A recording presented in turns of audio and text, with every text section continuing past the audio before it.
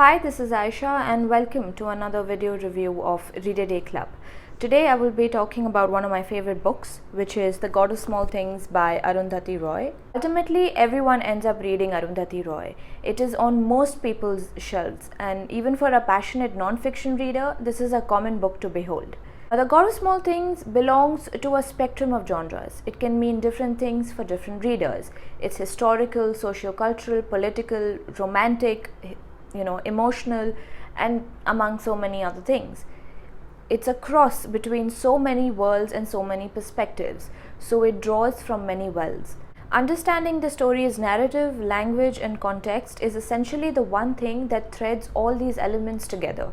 God of Small Things is an Indian fiction novel, although it can also be read as a post-colonial and English novel. The story is set in the Indian town of Ayaminem in Kerala, and the story is about the childhood of twins, Rahil and Esthapin.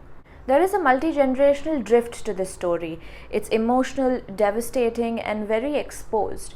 The story is structured in the form of a memory. Flashbacks act as a consistent language of the story. This is why reading The God of Small Things feels like reading about your own childhood memories.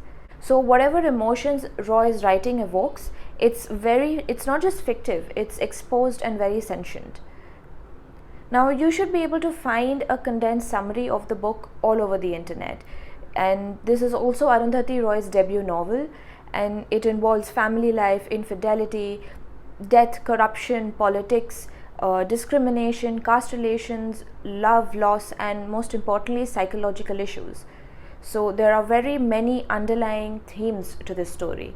Now, it's not possible to pick out each and every sentiment that the story evokes in a single reading. At least that's not how it was for me. The book revealed itself to me over a long length of time. And what's fascinating about this story is that how it continues to unveil something new even now, something that was unknowable before. And that in itself is a strong reason to read The God of Small Things. Now, I thought I would take a different turn and give you 5 reasons why you should read this book. Each reason opens up a world in itself, and that's how much I personally enjoyed reading The God of Small Things. The first reason why you should read this book is because it goes against the grain of what presupposes the foundations of Indian society. You don't read about caste relations, racial discrimination, untouchability, and so many other social, cultural, and political divisions in India.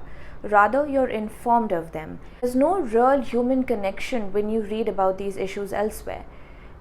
But Arundhati Roy has beautifully penned down this deeply provocative and tragic story, highlighting these elements in a very realistic and practical manner. Now, the second reason why you should read this book is because it is about real family relationships. One thing that really stood out for me while I was reading the book was how familiar and grounded and complex the characters were. The relationship between the mother and the twins, and how their closeness and separation sort of set the tone of the novel. The third reason is also an extension of the second, and that is the invisible barriers that sort of make their way in between parents and children, and how it even affects the simplest acts of living, of connection, of communication. And this is where the story is catastrophic, but at the same time vividly powerful. My fourth reason why you should read this book is because The God of Small Things is in complete awareness of its time.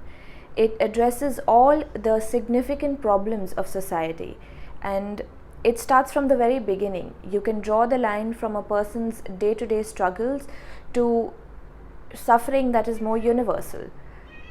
Now, there is no difference in complexity between both worlds. Arundhati Roy sheds light on the complexity of individual suffering and that of universal suffering. How you can address a particular problem as an individual and in a group. The fifth reason is how ironically free-spirited Arundhati Roy's writing is.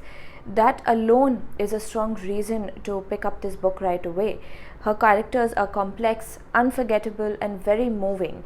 The depth of the story is palpably felt in the way her characters play out their powerful roles. Now, in my very first review of the book, I wrote something like, the characters in the story wait for the reader to peel back their layers upon a surface that makes up the story's setting.